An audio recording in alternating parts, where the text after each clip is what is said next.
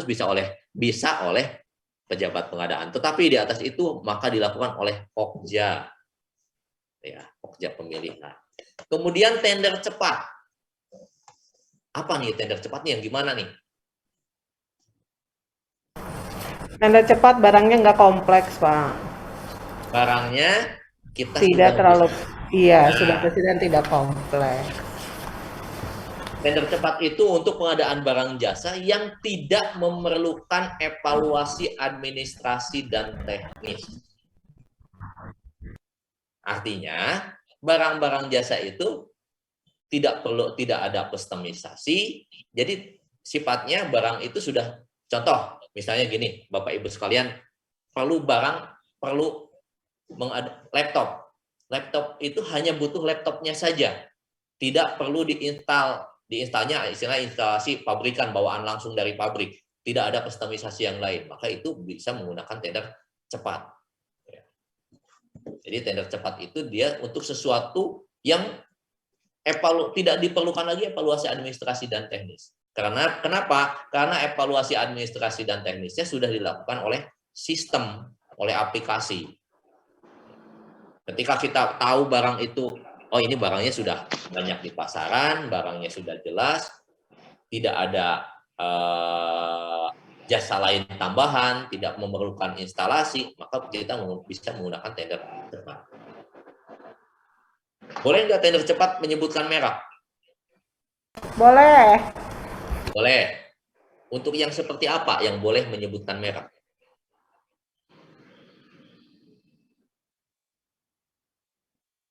Yang boleh menyebutkan merek yang seperti apa nih pengadaan?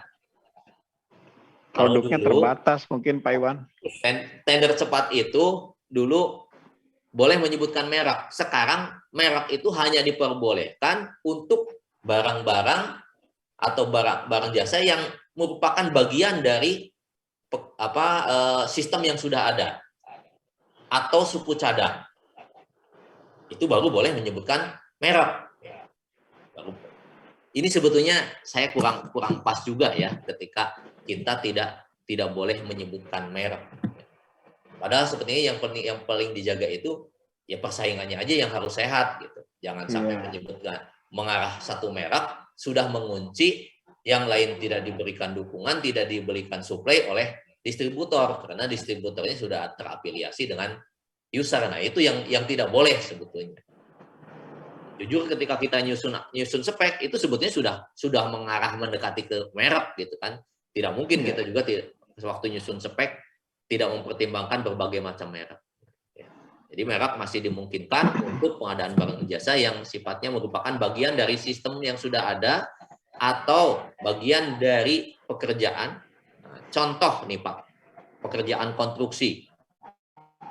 Dalam pekerjaan konstruksi biasanya di dalamnya misalnya ada pekerjaan lantai. Disebutkan di situ lantainya, keramiknya, atau granitnya, atau sanitair. Sanitairnya mereknya apa, itu suka disebutkan. Catnya menggunakan cat apa, itu kan bagian dari pekerjaan. Ketika sudah disebutkan di situ misalnya, cat sekualitas jotun atau dulap, mau tidak mau, waktu pelaksanaan pekerjaan itu harus menggunakan merek itu. Tidak boleh menggunakan merek lain. Nah, ini kadang-kadang yang dilupakan oleh PPK saat mengendalikan proyek. Ya. Karena itu kan kaitannya, spesifikasi itu kaitannya dengan kualitas pekerjaan ya Pak ya. Jangan sampai baru 1 tahun 2 tahun catnya kena sinar matahari kepanasan pudar gitu. Yang tadinya kuning jadi putih tua, itu putih tulang karena kepanasan. Itu banyak yang seperti itu karena kualitas yang tidak sesuai.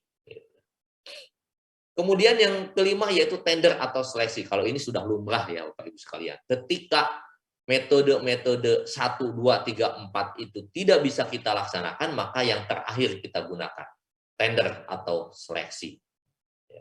Plus pengadaan khusus. Pengadaan khusus itu yang terkait dengan pengadaan-pengadaan yang ada di Kementerian Hukum dan HAM, Alutsista, ya, Almatsus, TNI Polri, itu masuk ke pengadaan-pengadaan khusus. Nah, sekarang masuk paradigma perubahan paradigma pengadaan. Kalau dulu pengadaan itu biaya administrasinya tinggi dari segi biaya. Karena pengadaan berbagai macam paket orang harus datang. Sekarang paradigma sekarang sudah berubah. Tidak ada lagi biaya untuk pengadaan dokumen. Tidak ada lagi biaya untuk rapat unwitching. Nggak ada. Kalau dulu mau unwitching udah siap-siap Pak, snack. Gitu ya. Saya masih ngalamin tuh. Lumayan berapa tahun kalau unwitching tuh udah siap-siap snacknya gitu. Untuk pendaftaran udah di print out dokumen pengadaannya. Kalau tidak pun disediakan CD. Kalau sekarang hal itu dipangkas semua biayanya ya. Harga beli paradigma lama tidak harga pasar. Biasanya harga pemerintah itu lebih tinggi, jauh lebih tinggi dibanding dengan harga masyarakat, harga di umum. Sekarang sudah mendekati. Malah untuk beberapa item yang sudah ada di e-katalog itu harganya menjadi lebih murah dibanding dengan harga yang ada di pasaran atau di umum. Contoh, Bapak Ibu, ketika Bapak Ibu beli laptop tipe A misalnya, Bapak beli sendiri dibanding beli di katalog, maka akan lebih murah yang ada di katalog. Jumlah paket pengadaan atau kontrak banyak. Dulu banyak banget. Ya. Paradigma dulu itu memperbanyak kontrak, sekarang lebih sedikit. Yaitu dengan adanya konsolidasi pengadaan. Ya. Ada konsolidasi pengadaan. Misalkan, jangankan berbeda satker, satu satker, kita ada kadang-kadang pengadaan ATK di mana-mana. Di bidang A, di bidang B, di bidang C. Pengadaannya masing-masing tiap bidang. Padahal itu bisa disatukan, dikonsolidasikan. Jadi satu kali untuk pengadaan ATK, dan prosesnya satu kali. Itu menghemat biaya administrasi, jumlah paket pun dikurangi. Gitu. Misalnya untuk makanan minuman, BPSDM ada binteknya, bintek yang offline, ya, klasikal, ada mamin bintek bisa sekaligus tenderkan. Tidak setiap bintek harus pengadaan terus-terusan. Biayanya lumayan Pak. Terus waktu juga. Kalau kita terlalu banyak pakai. Kemudian dari hal pelaksanaan. Sifatnya dulu transaksional atau clerical. Sekarang ke arah strategik dan inovatif. Yaitu dengan adanya konsolidasi pengadaan gitu kan. Itu salah satu untuk dalam proses pengadaan. Metodenya dulu manual, sekarang udah pakai pengadaan secara elektronik. Dulu yang awal-awal pengadaan secara elektronik itu di Kementerian PU, Approve-nya Kemen PU yang pertama. Kemudian di Pemda dulu yang pertama tuh Kota Surabaya. Ya, yang Kota Surabaya ini diadopsi oleh LKPP sehingga menjadi sekarang SPSE, sistem pengadaan secara elektronik. Ya, tentunya dengan penyempurnaan digabungkan dengan yang punyanya Kemen PU gitu. Lingkupnya dulu pengadaan itu dianggap atau dipandang kecil ya, karena hanya sifatnya fungsional. Sekarang pengadaan itu karena sifatnya sudah strategik, maka dia ditangani. Kalau dulu tuh yang menangani pengadaan cuman PPK dan panitia pengadaan ya. Sekarang sudah ditangani oleh badan atau organisasi khusus, yaitu UKPBJ, Unit Kerja Pengadaan Barang dan Jasa. Kalau di Jabar ada Biro PBJ ya. Di satelitnya, di tiap-tiap dinasnya hanya ada PPK saja, pengadaannya di UKPBJ. Yang mana UKPBJ ini dia berperan sebagai dia harus membina kepada satker-satker yang melaksanakan pengadaan ini. Itu perubahan paradigma pengadaan ya Bapak Ibu sekalian. Sekarang sudah jauh lebih baik ya. Dari sisi biaya sudah sangat minim. Ini saya pengalaman di Dinkes tiap tahun pengadaan obat dulu. Ya, tiap tahun pengadaan obat, setahun bisa 2 kali pengadaan obat. Prosesnya lumayan, belum lagi bikin stresnya lumayan. Sekarang dengan adanya e-katalog sudah sangat mudah. Gitu. Harga juga kita sudah lebih transparan dengan adanya di e-katalog. Lebih mudah mempertanggungjawabkannya. Kemudian untuk melaksanakan pengadaan itu, ada beberapa pelaku pengadaan. Ya, pelaku pengadaan. Siapa saja pelaku pengadaan? Pelaku pengadaan yaitu dari mulai PA, pengguna anggaran, kemudian PA bisa mendelegasikan kepada KPA, ya, kuasa pengguna anggaran, kemudian ada PPK, pejabat pembuat komitmen. Ya. Ketiga ini, PA, KPA, dan PPK, itu adalah pejabat yang berwenang menandatangani kontrak. Sehingga ketiga orang ini bisa disebut pejabat penandatangan kontrak. Ya. PA bisa teken kontrak, KPA bisa teken kontrak, PPK juga bisa teken kontrak. Tetapi jangan tiga-tiganya yang teken kontraknya. Cukup salah satu saja. Kalau PA yang teken berarti enggak, KPA tidak dan PPK tidak. Bagaimana yang ketika itu PPK, bagaimana ketika KPA, nanti kita lihat ya dalam pelaku pengadaan. Kemudian ada penyelenggara swaklola, ada pejabat pengadaan. Pejabat pengadaan itu untuk pengadaan barang dan jasa sampai dengan 200 juta pengadaan barang, konstruksi jasa lainnya, dan sampai dengan 100 juta untuk pengadaan jasa konsultasi. Ada pokja pemilihan. Kemudian ada sekarang dikenal agen pengadaan. Yang bagaimana nih agen pengadaan?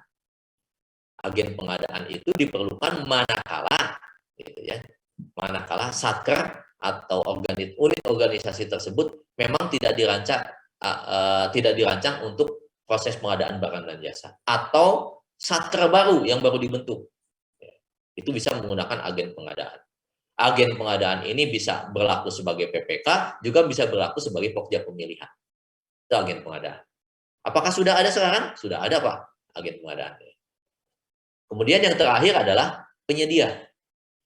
Penyedia ini siapa? Yaitu pelaku usaha yang sudah berkontrak dengan pejabat penanda tangan kontrak.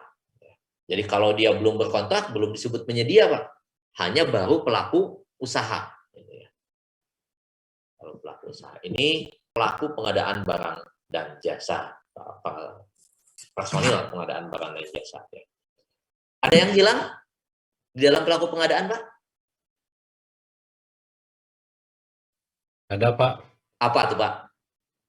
Ini Pak, mau tanya Pak, boleh sekarang? Boleh, mangga, silakan. Ya.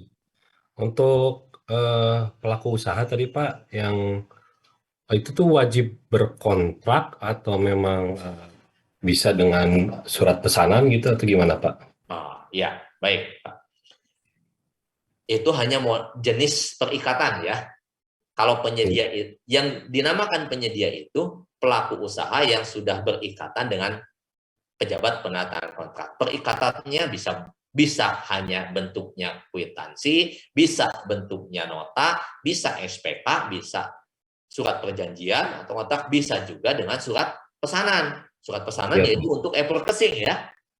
Iya, Pak Iwan. Iya, gitu. Oh, jadi tidak wajib berkontrak sebetulnya Pak ya, Pak Iwan? Berkontrak itu berikatan. Surat pesanan itu sudah masuk dalam satu jenis kontrak, Pak. Jadi surat pesanan itu sudah salah satu kontrak ya Pak ya? Iya, betul. Tapi ada yang kemarin saya dapat infonya harus berkontrak semua, bikin kontrak semua yang ini keliru. usaha. Iya. Karena kan ada batasannya. Bentuk perikatan itu ketika dia pengadaannya sampai dengan 10 juta kan cukup dengan nota pembelian, Pak. Bukti pembelian. Ya. Iya. Sampai dengan 50 juta itu cukup dengan kwitansi. Ya. Ya, di atas 50 juta itu menggunakan SPK. Betul. Di atas 200 juta itu menggunakan surat perjanjian. Ya, surat perjanjian. Untuk pengadaan melalui e-purchasing itu menggunakan SP, surat pesanan. Nah, itu semuanya bentuk perikatan, itu adalah kontrak, Pak, sebetulnya semuanya juga. Itu hanya bentuknya aja yang berbeda gitu. Tuh, jadi saya tegaskan lagi mungkin Pak Iwan, jadi tidak harus semua berkontrak gitu Pak ya, bikin kontrak semua perusahaan. Tidak. Jangan sampai pengadaan laptop cuma 15 juta pakai kontrak yang tebal, enggak, Pak, gitu. Siap, Pak. Ya, terima kasih sementara itu, Pak Baik. Iwan. Ini dari bagan ini ada yang hilang nggak? Ada yang aneh nggak? Penerima, Pak. Nah, Penerima betul. nggak ada. Tulis. Ya, nggak ada ya. Menerima sekarang nggak ada ya. Iya, nggak ada, Pak. Udah nggak ada. Di Perpres 16 2018 sudah di Perpres 12 2021 Kenapa gini? PPHP sudah tidak ada. Di Perpres 16 masih ada, tetapi hanya sifatnya administratif. Tetapi Iya. di Perpres 12 21 PPHP sudah tidak ada sama sekali. Tidak ada. Kenapa? Kan langsung lewat KPA, PPK atau KPA, Pak? Sudah langsung. Jadi langsung oleh pejabat penandatangan kontrak. Nah, Karena setelah diteliti sekian lama, PPHP atau PJPHP itu dulu hanya jadi objek penderita, Pak. Apa? Tahu maksud saya jadi objek penderita? Biasanya yang jadi pejabat penerima pekerjaan itu yang paling mudah tanda tangan gitu ya, yang paling gampang, padahal sebetulnya dia itu adalah saringan terakhir sebetulnya. Dan secara logika harusnya yang melaksanakan pekerjaan dialah yang harus menerima. Sehingga peran itu dikembalikan sesuai dengan aslinya, yaitu dikembalikan kepada pejabat penandatangan kontrak, kepada PPK, KPA atau PA, siapapun yang berkontrak. Jadi yang menerima dan yang memeriksa dan menerima pekerjaan itu adalah PPK. Yang memulai kontrak, memulai pekerjaan adalah PPK. Maka yang menerima pekerjaan, yang memeriksa pekerjaan juga adalah PPK. Sehingga itu dihilangkan dari pelaku pengadaan, tidak ada lagi PPHP atau PJPHP. Loh Pak, PPK kan susah kalau pegang banyak paket. Bagaimana memeriksanya? Ada di situ nanti ya, PPK bisa menunjuk tim teknis. Oke. Kita lanjutkan nih ya. izin Pak Iwan sebentar. Silakan Bu. Saya mau share aja Pak terkait dengan pengelolaan keuangan dan pengadaan barang jasa ya Pak ya. Ada beberapa bukti perikatan yang tadi disebutkan, tapi seringkali sekarang sebetulnya ada inisiasi sebetulnya untuk menyusun juknis pengelolaan keuangan yang memang dalamnya ada untuk pengadaan barang jasa Pak. Terkait bukti perikatan ini mah share saja Pak Iwan. Karena memang pada saat kita menyertakan bukti pertanggungjawaban gitu ya, seringkali walaupun hanya 10 juta masih diminta SPK sederhana menurut istilah teman-teman keuangan gitu ya. Jadi ini sebetulnya jadi PR juga karena memang antara pertanggungjawaban untuk pengelolaan keuangan dan pengadaan barang jasa kan seperti pinang dibelah dua, Pak, nggak bisa dipisahkan, maksud saya kan gitu. Karena semua yang DPA itu adalah pengadaan barang dan jasa, Pak. Apapun bentuknya, mau jasa, barang, dan modal. Nah ini seringkali kita temui memang ada ketakutan gitu ya Pak ya, memang yang teman-teman verifikator dan teman-teman keuangan sekarang alami. Jadi memang banyak sekali dari teman-teman keuangan yang memang meminta bukti perikatan itu tidak sesuai dengan yang dicantumkan yang tadi Bapak bilang, di bawah 50 juta cukup kwitansi gitu ya, 50 juta kemudian di atas 200 juta adalah surat perjanjian. Ini sebetulnya jadi PR kita juga bersama Pak Iwan. Teorinya memang seperti ini ya, tapi pada saat kita masuk ke praktis ke pengelolaan keuangan itu terjadi harus disepakati kembali. Jadi harus dikeluarkan juknis untuk pengelolaan keuangan yang memang terintegrated dengan prinsip-prinsip pengadaan barang jasa dan bukti-bukti pengadaan barang jasa yang sudah dicantumkan dalam aturan tadi yang Bapak sebutkan. Itu aja sih Pak. Seringkali sekarang seperti itu. Jadi keuangan masih minta SPK sederhana untuk yang 50 juta gitu ya. Padahal mah sebetulnya cukup kwitansi saja, masih ada ketidaknyamanan dari teman-teman pengelolaan keuangan terkait dengan bukti-bukti perikatan yang sudah tercantum pada aturan pengadaan barang jasa. Nuhun Pak Iwan. Siap. Ya, betul. Ini jadi rata-rata ketika saya menyampaikan ini sama Bu, di tiap daerah juga sama gitu. Ini harus ada kesepahaman.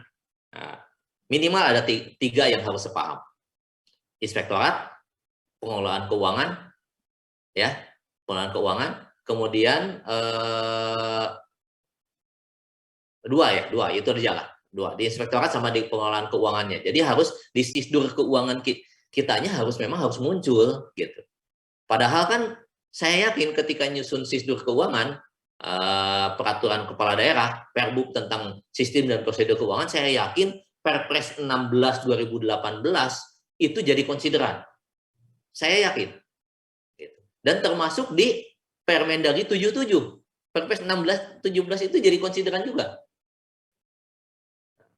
Ini harusnya ya semangatnya semangat penyederhanaan gitu. Ya, jadi betul sekali itu harus duduk bersama untuk menyusun aturannya sehingga jangan sampai pengadaannya cuma beli 10 juta ya Allah SPJ-nya sabebet gitu ya. Dan itu masih kejadian itu. Itu masih kejadian, bukan di negeri dongeng, di negeri kita itu masih gitu. Apalagi teman-teman ini kalau di daerah misalnya saya soroti di kesehatan, di puskesmas, ada pengadaan cuma 3 juta. SPJ-nya tebal banget, Bu. Kasihan juga gitu ya. Jadi bukannya efisien, efektif lagi, jadi tidak efektif, tidak efisien. Karena itu udah hambur kertas, hambur tenaga, hambur waktu. Perlu waktu untuk menyusun pertanggungjawaban seperti itu. Biaya kertas itu diperlukan banyak. Nah itu jadi memang perlu duduk bersama untuk membahas hal ini, terutama instansi yang kompeten, yaitu tentunya yang merencanakan keuangan, bagian organisasi, bagian keuangan, ADPEM, administrasi pembangunan, dan inspektorat ini. Inspektorat harus dilibatkan, jangan sampai kata keuangan yang sudah iya, inspektorat masih meminta. Nah itu seperti itu, jangan sampai seperti itu. Jadi harus selaras lah semuanya. Nah ini Bapak Ibu sekalian, kewenangan. Ada ini. Ya. Ada lagi Pak? Terkait dengan, ya. Ada lagi Pak. Iya. Untuk pejabat pengadaan, kan batasannya di bawah 200 juta Pak ya. Ya. Nah, ini kaitan dengan masalah BLUD Pak ya. Untuk BLUD. Nah, apakah untuk BLUD juga ada batasan seperti itu di bawah 200 juta? Atau tergantung itunya batasan dari perdanya Pak? Ya, baik. Untuk BLUD kan termasuk, saya katakan tadi di awal, BLUD itu termasuk pengadaan yang dikecualikan ya. BLU itu pengadaan yang dikecualikan. Jadi sepanjang itu sudah diatur oleh peraturan kepala daerah, ya, Perkada atau Perda, apalagi Perda lebih bagus ya. Sepanjang itu sudah ada aturannya, aturan untuk pengadaan di BLUD dan juga juknisnya kan diatur oleh direktur ya, pimpinan BLUD. Sepanjang itu sudah ditetapkan oleh pejabat berwenangnya, maka itu boleh. Misalnya untuk pengadaan langsung tidak 200 juta, 500 juta itu terserah, gitu kan. Yang penting sudah diatur oleh aturan yang menetapkannya, misalnya dari Pergub sudah ada, kemudian peraturan direktur untuk pengadaannya, untuk juknisnya. Nah itu Pak. Jadi kalau BLUD itu punya keleluasaan untuk pelaksanaan pengadaan barang dan jasa. Termasuk misalnya ada pengadaan 500 juta, tidak perlu melalui tender, bisa saja gitu. Karena kan apalagi BLUD itu sangat terkait dengan cash flow keuangan. Gitu. Tata cara pengadaannya di teman-teman di kesehatan itu luar biasa. Teman-teman kesehatan ini menginisiasi strategi pengadaan, Pak. Nanti mungkin besok selanjutnya dibahas oleh Pak Aji nanti. Teman-teman kesehatan luar biasa karena dari kesempitan itu menghasilkan strategi-strategi yang luar biasa, dan ini mulai diadopsi oleh LKPP. Begitu Pak ya? Iya Pak. Tapi selama belum ada perdanya sama keputusan dari gubernurnya tetap mengacu ke Permen 16/18 Pak. Betul. Selama aturan pengadaan di BLU belum ditetapkan oleh kepala daerah dan juknis belum ditetapkan oleh pimpinan BLUD, maka ketentuan Perpres 16 2018 dan turunannya itu berlaku untuk BLU tersebut. Jadi kalau aturan belum ada, maka gunakan Perpres. Gitu. Itu prinsipnya begitu ya Pak ya. Mohon izin Pak Iwan menyambung yang tadi Pak Iwan. Itu kan saya juga termasuk yang membuat atau membuat draft tentang Pergub penggunaan atau pembelajaran langsung dari tiap-tiap BLUD atau rumah sakit ya Pak. Nah, itu pada saat itu juga kami dari 6 rumah sakit itu termasuk Alisan pada saat itu karena pembelanjaan obat-obat itu dalam sebulan itu kadang-kadang bisa lebih dari 500 juta ya Pak ya. Ya. Itu sempat mengajukan di Pergub itu untuk di atas 500 Pak. Tapi ternyata pada saat pengujian Pergub itu di Biro Organisasi dan Biro Hukum, apa dasarnya Pak? Katanya dasarnya pokoknya kalau dari Undang-Undang Nomor 16 ini kan pokoknya 200 juta, penunjukan lanjut udah 100 juta. Jadi balik lagi ke situ Pak. Jadi tidak lagi melihat bahwa BLUD adalah ada kelulusan di situ, dikecualikan Pak. Ini yang tarik ulurnya justru di Biro Organisasi dan Biro Hukum Pak. Jadi Pergubnya akhirnya ngikut ke yang tidak ada kelulusan dari BLUD tadi Bapak sebutkan Pak. Mungkin ada saran buat saya, mungkin mereka juga diikutsertakan di acara-acara seperti ini Pak, agar wawasannya juga terbuka Pak. Iya, baik. Laras, para hadir laras ya teh. Disusun nggak Pak itu naskah akademiknya? Sudah Pak, sudah disusun. Kami susun dari 6 rumah sakit menyusun, terus kami juga evidennya dari pengalaman pembelanjaan dari rumah sakit itu rata-rata kayak Alisan tuh sebulannya tuh kadang-kadang untuk pengadaan obat kanker, untuk obat pengadaan radiologi itu rata-rata di atas 500 juta Pak. Makanya pada saat itu kita mengusulkan 1 miliar untuk barang dan 500 juta untuk jasa pada saat itu. Tapi yang keluar lagi ya itu balik lagi ke yang undang-undang 200 dan 100 juta itu Pak. Sayang ya. Dasarnya apa? Kata Biro Hukum dasarnya apa nih dari BLUD ini dasarnya itu balik dari dasar Pak. Dasar. Gitu Pak, mungkin yang jadi kendala kami di BLUD Pak. Ya. Harusnya pas saat menyusun Bapak saat menyusun itu dilibatkan mereka, masukkan tim penyusun Pergub atau Pergub lah, Pergub. Tim penyusun Pergubnya Pak, dilibatkan mereka, Biro Hukum, Biro PBJ diikut sertakan, masukkan dalam tim penyusun itu. Nanti kan sekarang kalau sudah ditetapkan kan bisa direview Pak, direview, benchmark ke daerah lain lah, bisa benchmark daerah lain kenapa bisa 1 miliar gitu kan, di banyak aja di kita sampai 500 juta Pak di kita. Cuman karena kita Jabar juara ini Pak, malu kayaknya benchmark ke Jawa Tengah atau Jawa Timur Pak, izin. Ya diundang lah, diajak dibikin satu seminar atau bagaimana gitu ya, dibuat satu seminar dengan mengundang narasumbernya yang qualified. Saya punya beberapa orang yang biasa, dia udah pernah beberapa kali menyusun Pergub, Perkada tentang untuk BUD ya, pengadaan di BUD, termasuk pengadaan di BUMD, ada. Jadi kita harus karena tata kelolanya berbeda, tata kelola BLUD dengan instansi yang lain itu SKPD lain berbeda gitu kan. Kalau instansi lain itu sudah ditetapkan anggarannya segini ya segitulah. Kalau BLUD enggak kan, tidak seperti itu. Belanjanya pun tergantung pendapatan gitu.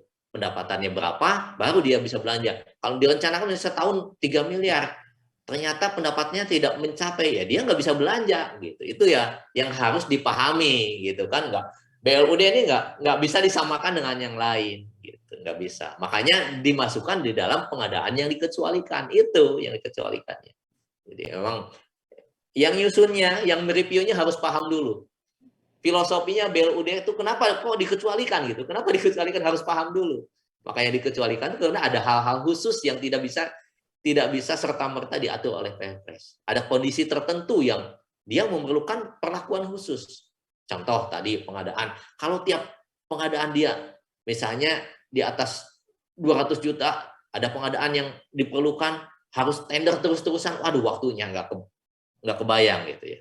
Betapa banyak paket yang diadakan oleh rumah sakit. Itu ya, nanti kita harus duduk bersama lagi Pak itu, menyusunnya untuk ini, dorong oleh Bapak Ibu sekalian buat kajian. Berapa rumah sakit, BLUD rumah sakit punya Provinsi Jawa Barat, itu bisa gabung buat satu kajian bersama, dan hasil kajian itu sampaikan, ajak Biro PBJ-nya. Saya yakin Biro PBJ udah paham betul kok, udah paham. Tinggal meyakinkan Biro Hukum nanti. Biro Hukum dan Biro Organisasi gitu ya. Oke, gitu ya Pak ya. Nah ini Bapak Ibu sekalian kewenangan-kewenangan dari rumpun tugas utama. PA, KPA, ya, dia kewenangannya itu tindakan dengan anggaran. Dia berwenang untuk melakukan perikatan. Kewenangan untuk perencanaan pengadaan, yaitu penetapan perencanaan pengadaan, penetapan RUP, pemaketan, dan pengangkatan personil. Ini kewenangannya ada di PA KPA. Kemudian PPK, kewenangannya apa? Kewenangannya adalah kewenangan perencanaan, yaitu menyusun spek, menyusun HPS di sini ya, persiapan pengadaan, spek teknis, HPS, dan rancangan kontrak. Itu kewenangannya kewenangan PPK. Kemudian Pokja atau pejabat pengadaan, kewenangannya di persiapan pemilihan, kemudian pelaksanaan pemilihan penyedia. Pokja dan pejabat pengadaan itu hanya sampai di situ, dari persiapan pemilihan, menyusun dokumen pemilihan, melaksanakan pemilihan.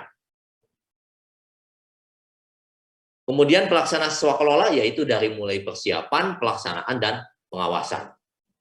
Tim teknis, tim ahli, atau tim pendukung sesuai dengan lingkup penegasan yang diberikan. Misalkan PPK memerlukan tim teknis atau tim ahli atau tim pendukung. PPK mengusulkan kepada KPA untuk ditetapkan tim ahlinya atau tim teknisnya atau tim pendukung. Tim ahli misalnya ada juri gitu ya, tim teknis ada tim PHO gitu kan, pelaksana teknis, pendukung ya. Itu diusulkan kepada PA KPA untuk ditetapkan. Karena SK-nya tidak boleh SK PPK, tetapi SK PA atau KPA. Penyedia, dia bertanggung jawab, ya, kewenangannya itu melaksanakan kontrak, menjaga kualitas, mutu, tempat, dan waktu. Ini kewenangan daripada penyedia, yang tentunya dikendalikan oleh PPK. Nah, manakala ini PPK tidak ditunjuk, misalkan di Satker, misal yang ada di daerah, di unit kerja daerah, misalnya di UPTD, tidak ada PPK, maka dia bisa dirangkap oleh KPA. Jadi misalnya di Satker daerah, dia tidak punya PPK, tidak ada pegawai yang memenuhi syarat untuk diangkat PPK, maka PPK-nya ambil alih aja oleh KPA. Jadi KPA berfungsi sebagai PPK juga. Ketika KPA atau PA berfungsi sebagai PPK, maka dia tidak perlu sertifikat pengadaan barang dan jasa. Tapi dia harus memahami. Makanya Bapak Ibu sekalian sekarang ikut Bintek ini ya untuk memahami itu. Oke, itu pelaku pengadaan. Pak Iwan, Silakan Pak. Iwan, ini terkait dengan ahli ya, teknis dan pendukung. Ya. Nah, dikorelasikan juga tadi dengan jenis swakelola ya. Yang swakelola 1 yang dilakukan oleh sendiri ya. Ya, nah, ketika katakanlah kita menyusun kajian atau pergub atau peraturan gitu ya, kita kerjakan sendiri, tetapi kita meng-hire tenaga ahli perorangan. Ya. Nah, itu apakah itu termasuk swakelola tipe 1? Terus untuk sebagai bukti tenaga ahlinya emang kita pekerjakan, apakah cukup dengan surat penugasan aja atau SK seperti apa? Baik, ini tenaga ahli dalam swakelola. Dalam swakelola itu memungkinkan adanya penyediaan barang dan jasa. Ya, dari semua tipe swakelola. Tipe swakelola ada 4 ya. Dimungkinkan ada pengadaan barang dan jasa. Contoh salah satunya yaitu tadi tenaga ahli. Misalnya kita melaksanakan swakelola tipe 1, diperlukan tenaga ahli. Maka proses pengadaan tenaga ahlinya tetap menggunakan proses pengadaan barang dan jasa melalui penyedia. Yaitu kalau tenaga ahli menggunakan jasa konsultansi, ya, konsultan perorangan. Kalau tenaga ahli berarti kan perorangan ya, konsultan perorangan.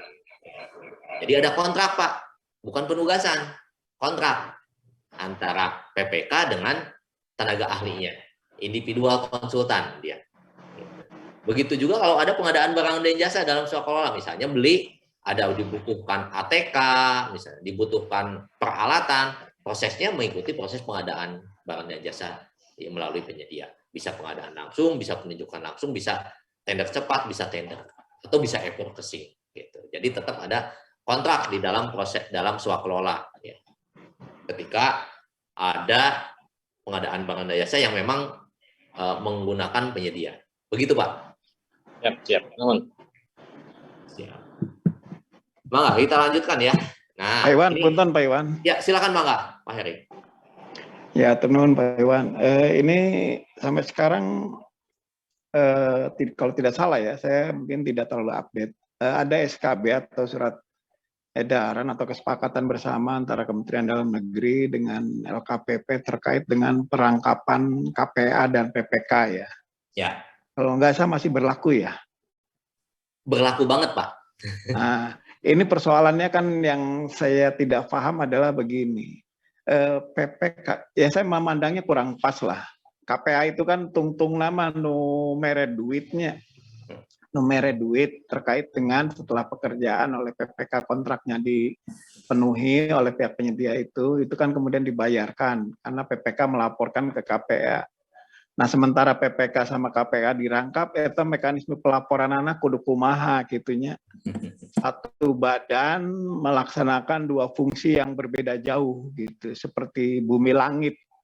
Ini yang kadang pernah kita diskusikan di awal-awal ketika Kemendagri itu mengeluarkan karena kesulitan SDM dan sebagainya gitu kan.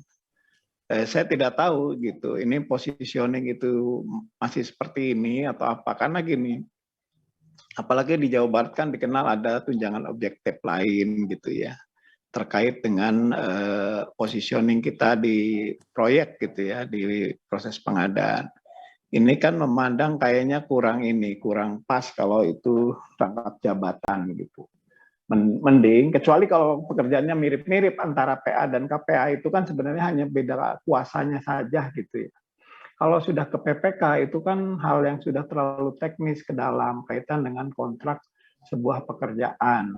Kemudian selesai disalaporkan ke KPA untuk tadi proses pembayaran dan sebagainya gitu kan. Nah sekarang kalau misalnya kita sebagai KPA kemudian ke PPK menegur atau apapun namanya, itu kan lucu kalau saya negur diri saya sendiri misalnya gitu. Itu gimana Pak Iwan? Baik, Pak. Hatur nuhun. Ini sempat jadi silang sengketa, Pak, pada awal Perpres 12 2021 muncul ya. Iya. Muncul di situ ya. Kemudian muncul lagi Permendagri 77. Iya. Nah, Permendagri 77. Di Permendagri 77 itu saklek di situ bahwa yang teken kontrak itu PA atau KPA, tidak ada PPK ya, sehingga di lapangan di daerah itu menjadi agak rame gitu ya, sehingga muncullah SKB antara LKPP dan Kemendagri, di mana dalam SKB itu menegaskan bahwa di daerah juga di APBD itu memungkinkan ditunjuk PPK. Ini kan salah satu jalan pintas. Jalan ya, salah satu jalan ya. Manakala kalau di provinsi SDM banyak, kalau di kabupaten kota, nah ini yang jadi masalah Pak. Gitu ya. Banyak yang satker kecil, dia sebetulnya cukup dengan PA saja, gitu. PA saja. Gitu. Bahkan misalnya ada satkernya buat UPTD cukup dengan KPA. Gitu. Kalau kita lihat dalam kewenangan anggaran Undang-Undang 2003 ya, paket itu Undang-Undang Keuangan Negara, Undang-Undang Perbendaharaan gitu. Nah, di situ ada 3 ya untuk menjaga check and balance dalam pengelolaan keuangan. PA itu adalah penguasa anggaran. Untuk membelanjakan yang membelanjakan adalah PPK. Kata-kata PPK ini baru muncul di Peraturan Menteri Keuangan.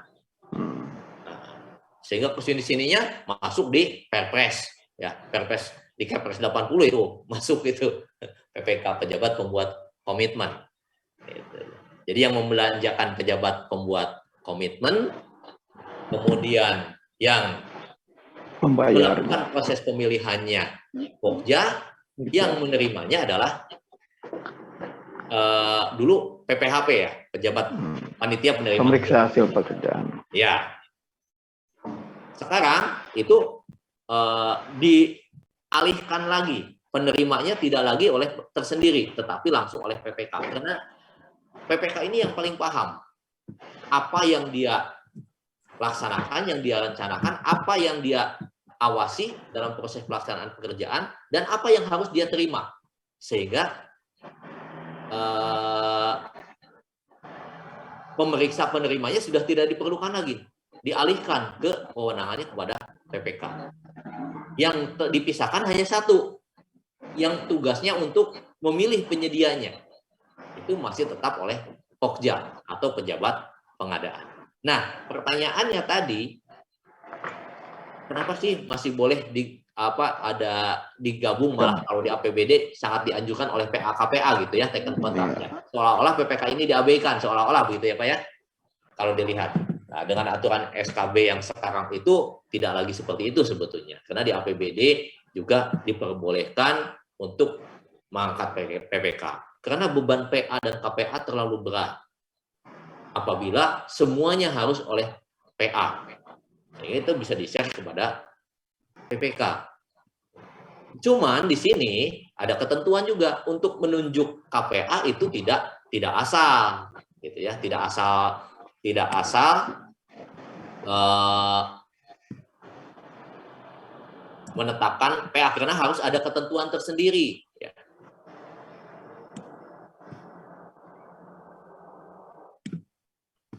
Ada ketentuan tersendiri ya. Jadi harus ditetapkan oleh kepala daerah.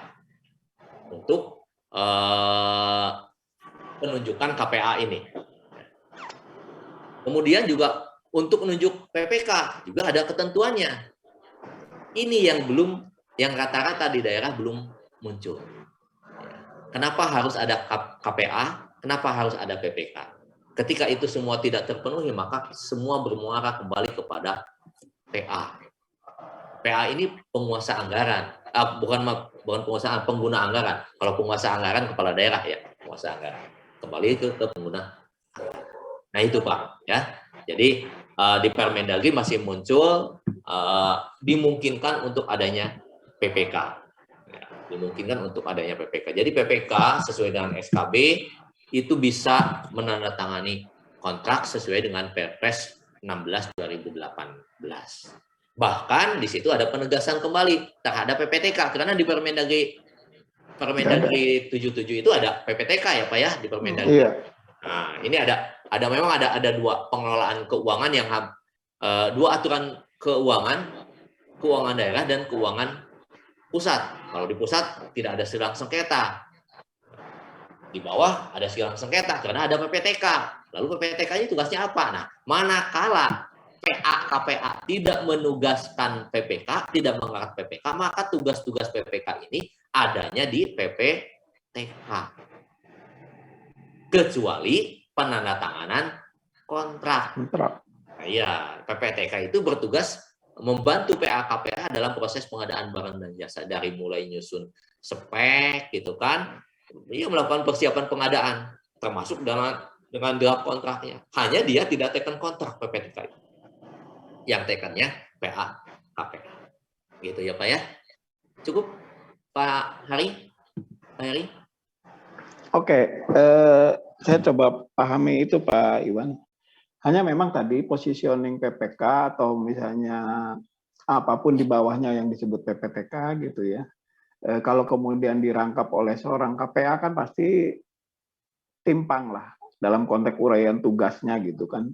Ibaratnya kalau saya berbicara dari ranah rejim keuangan gitu, itu PPK kan orang yang nanti KPA itu kan orang yang akan memberikan uang ya kepada si penyedia sebagai akibat PPK sudah melaporkan bahwa pekerjaan pengadaan begitu proses penyelesaian pekerjaan itu udah oke. Kemudian oleh KPA kan dibayarkan ya melalui proses pembayaran, entah menerbitkan apalah gitu untuk yang penting untuk membayar. Itu sebenarnya ada dua aturan ini menurut saya masih perlu diperbaiki ya, karena ada konflik of interest jujur saja kalau saya alami gitu. Tadi apalagi terkait dengan adanya tunjangan gitu kan. Tunjangan di Jawa Barat kan ada tunjangan objektif lain gitu ya. Oke, itu anggap saja kita given aja saat ini, mudah-mudahan ke depan diperbaiki. Terus terkait dengan ini Pak